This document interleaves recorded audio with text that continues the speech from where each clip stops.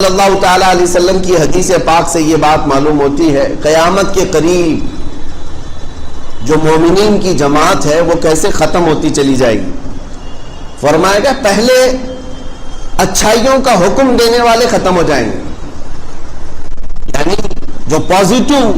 حکم دیتے تھے، میاں تم یہ کرو تم یہ کرو، بھلائی کی طرف بلاتے تھے، یہ کم ہو جائیں گے اور برائیوں کی طرف بلانے والے لوگ آ جائیں گے، ان کی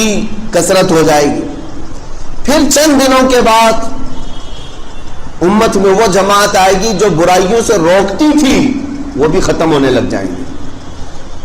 پہلے اچھائیوں کا حکم دینے والے چلے جائیں گے، وہ میں سمجھتا ہوں آلریڈی اب چلے گئے، چند لوگ بچے ہوں گے جو اچھائیوں کی طرف بلا رہے ہیں، دعوت دے رہے ہیں، ورنہ اکثر لوگوں کی عادت تو یہی ہے ہمارے نوجوانوں کی کہ برائیوں کی دعوت عام کی گئی ہے۔ اب روکنے والے ابھی بھی موجود ہیں، لیکن حضور کی حدیث کا مفہوم ہے کہ ایک زمانہ آئے گا کہ برائیوں سے روکنے والے بھی ختم ہوتے چلے جائیں گے، بلکہ برائیوں کو کرنے والوں کو کرنے دیا جائے گا، اجازت عام کر دی جائے گی، اجازت عام کر دی جائے گی، برائیوں سے روکنے والا دور ختم ہوتا چلا جائے گا۔ میرے عزیزو، اس کے بعد آخری زمانہ، میرے آقا صلی اللہ تعالیٰ علیہ وسلم ارشاد فرماتے ہیں وہ دور بھی آئے گا جب لوگ برائیوں کو نیکی سمجھنے لگ جائیں گے، گناہوں کو نیکی سمجھ کر کے کرنے لگ جائیں گے۔ مجھے آج بڑی شدت سے اس بات کا احساس ہو رہا ہے، سچ فرمایا مخبر صادق صلی اللہ تعالیٰ علیہ وسلم۔ ایک وقت تھا کہ حجاز، نجد، عرب شریف، جس کو آج سعودی عرب کہا جاتا ہے، نام انہوں نے اپنا رکھا سعودی، ورنہ وہ عرب شریف ہے۔ میرے مصطفیٰ کریم صلی اللہ تعالیٰ علیہ وسلم کا مسکن ہے، مولد ہے، حضور اکرم صلی اللہ تعالیٰ علیہ وسلم کا مقام پاک ہے۔ عربوں میں پہلے سے یہ رواج رہا کہ وہ برائیوں کو برداشت نہیں کرتے تھے، اچھائیوں کا حکم دیتے تھے۔ آپ کو پتہ ہے عرب میں چاہے وہ اب کی حکومت ہی کیوں نہ ہو، نجدی حکومت کے آنے کے بعد بھی وہاں ایک شعبہ، ایک ڈپارٹمنٹ قائم کیا گیا تھا، الامر بالمعروف والنہی عن المنکر نام سے، جس کا مطلب یہ ہوتا ہے کہ اچھائیوں کا حکم دینا اور برائیوں سے روکنا۔ قرآن پاک میں یہ لفظ آیا ہے، اس نام سے پورا ایک ڈپارٹمنٹ تھا، پولیس ڈپارٹمنٹ، اور ان کو فلی اتھارٹی تھی کہ نمازوں کی طرف لوگوں کو بلانا ان کا کام تھا۔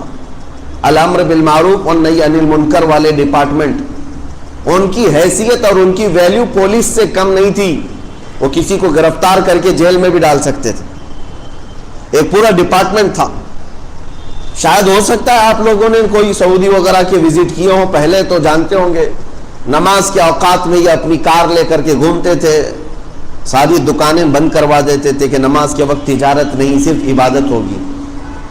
عام گھومنے والوں کو پکڑ کر کے لے جاتے تھے کہ نہیں، اس طرح نماز کا وقت چل رہا ہے، باہر نظر نہیں آؤ گے۔ حتیٰ کہ غیر مسلم بھی جو وہاں کام کرتے تھے، ان نمازوں کے اوقات میں وہ تھوڑی دیر کے لیے اندر ہو جاتے تھے، شٹر بند کرتے تھے۔